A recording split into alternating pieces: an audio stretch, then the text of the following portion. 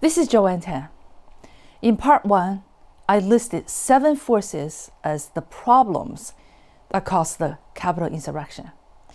In this part 2, I hope to provide a forum for sharing and exchanging your thoughts and ideas after I share some of mine and others about what caused the problem and how to solve them. I don't have all the answers. I don't have all the solutions. I don't know enough, and I doubt anybody does. All I hope is to stimulate us to think from multiple points of view and participate and contribute to a healthy debate for a better democracy and a more perfect union. 2 possible solutions for the snakehead number 1, 30 years of polarizing partnership collapsing into a dead end, and snakehead number 6, the gridlocked and broken government.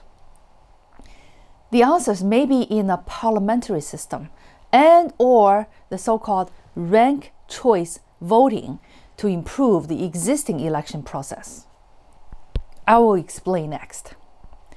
As you know, the dead end of us versus them extreme partisanship made it possible for Trump to give people the false choice between trusting our institutional democracy or trusting a president's personal power and his claims about the election being stolen. This is a wake-up call about how dangerously close we can come towards authoritarianism.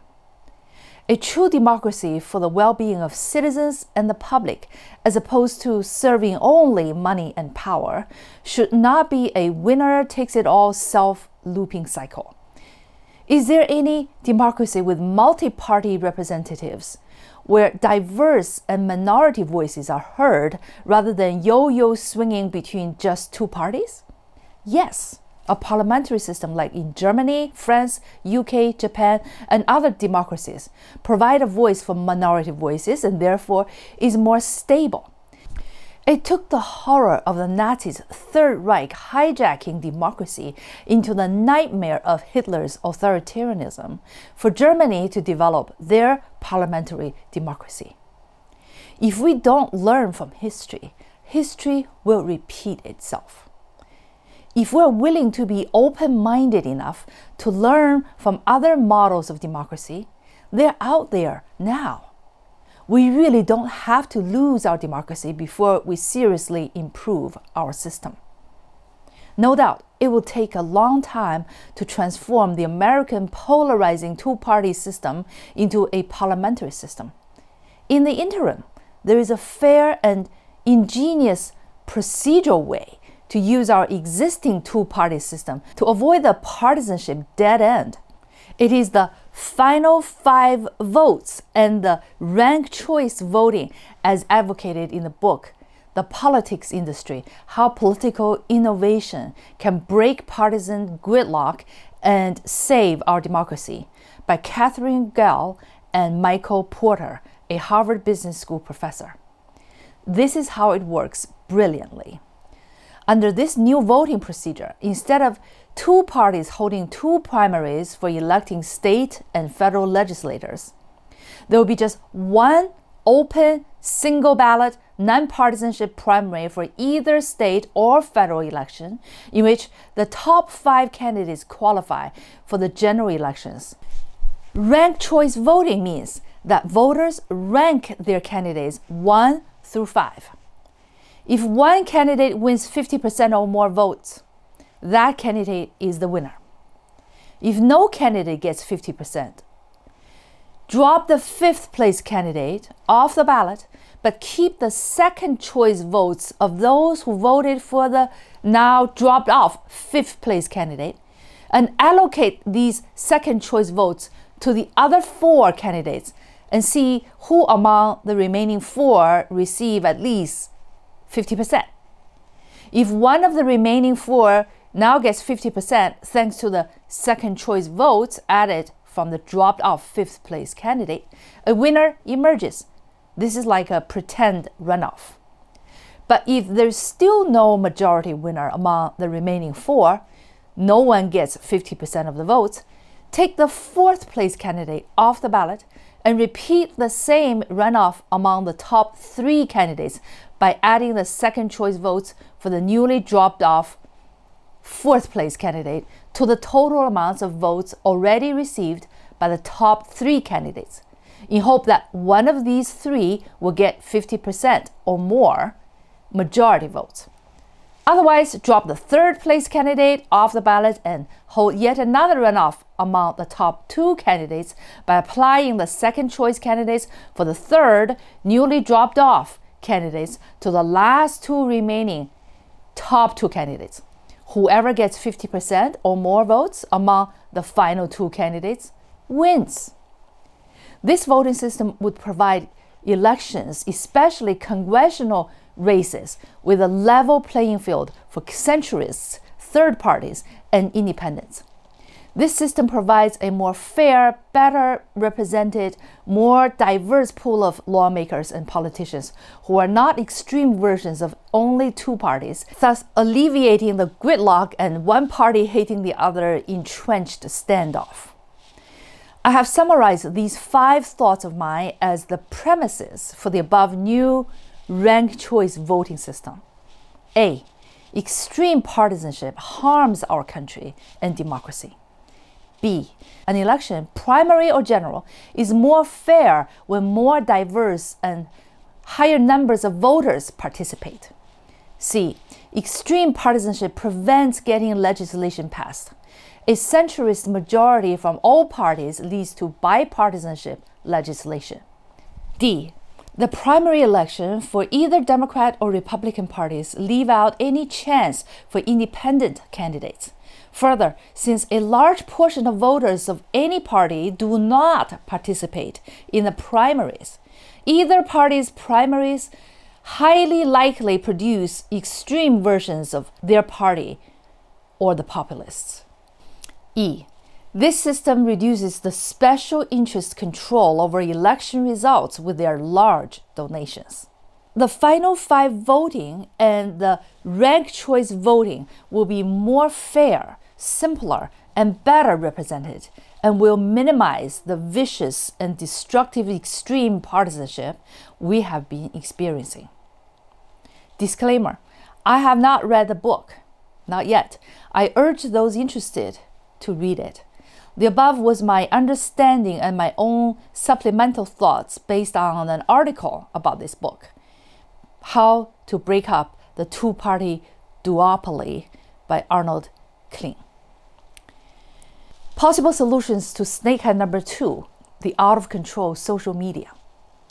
Facebook, Google, Twitter, and other tech giants have way too much monopoly or oligopoly power over the kind of information, disinformation, and misinformation everyone gets, and over our institutional democracy.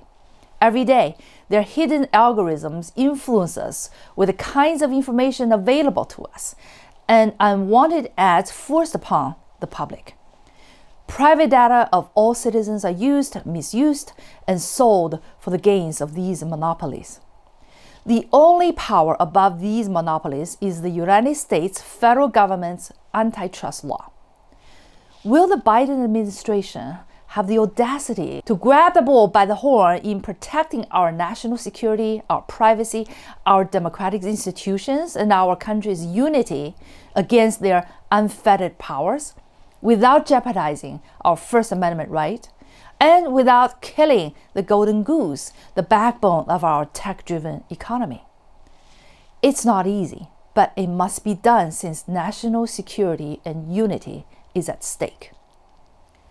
Possible solutions to snakehead number 3, a president who is a pathological narcissist and self-serving demagogue. Trump's presidency is by divide and conquer, pitting one part of the country against the other, and liberating dark forces for his own power. Trumpism is not vanishing overnight. It'll take time before the dust settles.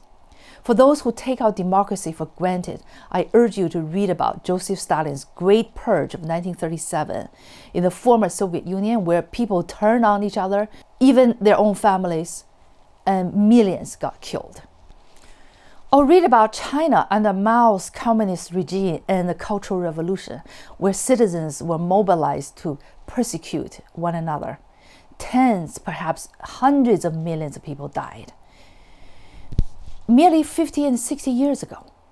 A similar event happened just about 40 years ago in Cambodia under the Khmer Rouge.